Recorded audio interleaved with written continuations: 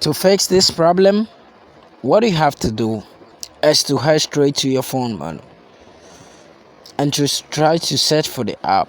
When you find it, use your finger to tap on it for some while, and this is going to pop up.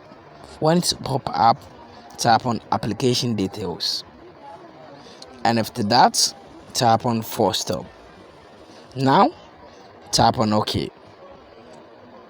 and after that, tap on permissions. Make sure you tap on the storage, then you tap on allow. Now go back after allowing every permissions. Tap on notifications. Make sure that notification is toggled on. Go back, tap on storage and cache, then you tap on the clear cache.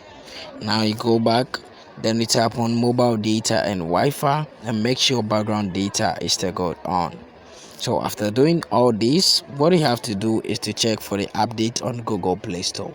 So when you get to Google Play Store, try to search for the name of the app and try to update it. So after updating it, tap on your power button for some while, then tap on update or tap on reboot.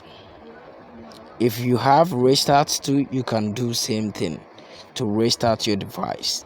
Thank you very much for watching this video. See you in the next video, and this is how to fix the problem.